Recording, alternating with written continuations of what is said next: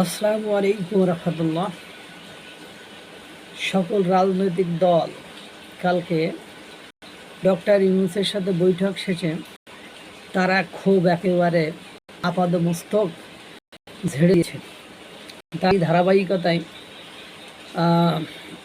গণ অধিকার পরিষদের ভিপি নূর বলেছে যে সরকার গতকালকে 4টি বড় রাজনৈতিক দলকে ডেকেছিল। বুঝলাম বিএনপির জনপ্রিয়তা আছে, বড় রাজনৈতিক দল, তাদের মাঠে শক্তি আছে, কিন্তু এনসিপি যারা এখনো নিবন্ধনই পায়নি তারা বড় রাজনৈতিক দল কিভাবে হলো?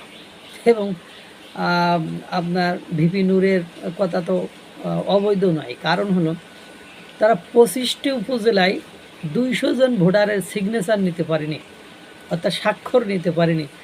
তাহলে তারা কেমনে বড় রাজনৈতিক দল হতে পারে? এবং প্রত্যেকটি রাজনৈতিক দল এই কথা বলেছে যে পুলিশ প্রোটেকশনে বা প্রশাসনের প্রোটোকলে এই রাজনৈতিক সভা সমাবেশ করার ইতিহাস আপনি নতুন করে সৃষ্টি করলেন এবং এটা করে আপনি পক্ষপাত দুষ্ট মানে বায়াসড যে আচরণ সেটা প্রদর্শন করেছেন। এতে করে সকল রাজনৈতিক দল আপনার উপরে আস্থা হারিয়ে ফেলেছে এবং আপনি একটা সুষ্ঠু নির্বাচন দিতে পারবেন কিনা এটা নিয়ে সন্দেহ আছে। এবং উনি অর্থাৎ ভিপি নূর আর একটা কথা বলেছে যে এই সরকারের যে কোনো কর্মকাণ্ডই আইন শৃঙ্খলা বাহিনী সহায়তা করছে না, সেটার নমুনা হিসাবে বলছেন যে আপনি আইন শৃঙ্খলা বাহিনীর সাথে সখ্যতা তৈরি করেন, তাদের সাথে বসেন, তাদের সাথে কর্মকাণ্ড করার আপনি চেষ্টা করেন।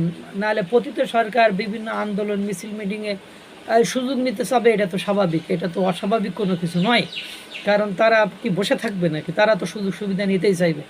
যেমন উনি উদাহরণ হিসেবে বলছে যে চট্টগ্রামে আইনজীবী হত্যা, আলিফ হত্যার ক্ষেত্রে বলছে যে আমি একটা ছোটরা মানে বাংলাদেশের একজন সামান্য নাগরিক হয়েও আলিফ হত্যার আগের দিনই অর্থাৎ আইনজীবী হত্যার বা চিন্ময় কৃষ্ণ দাসের ওই আটকের পরে যে এই ধরনের ঘটনা ঘটবে বা আইনজীবীকে হত্যা করা হবে বা এই ধরনের একটা মারাত্মক সহিংসতা ধ্বংসাত্মক কর্মকাণ্ড সংগঠিত হবে, এটা আমি আগেই বুঝতে পেরেছিলাম। তাহলে আপনার পুলিশ প্রশাসন ডিবি এরা কি করেছে?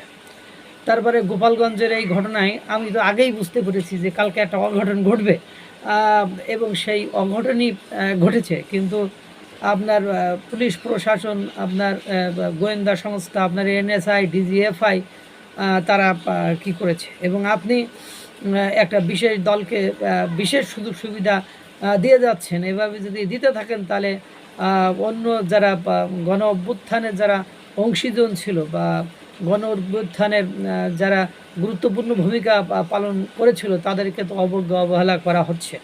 এই সব কিছু মিলাই একটা মানে লেজে গোবরে একটা অবস্থার সৃষ্টি হয়েছে। সেখান থেকে মুক্ত হইতে হলে আপনার আইন শৃঙ্খলা বাহিনীর সাথে দ্রুত একটা পদক্ষেপ নিতে হবে। এই অবস্থা তাহলে দেখছেন যে আগে থেকে নাকি আপনার ভিপি নূর জানেই, তারপরে গোপালগঞ্জের বিষয়গুলো জানেই। তাহলে বিষয়টা কোন দিকে যাচ্ছে আপনারা কিছু বুঝতে পারছেন?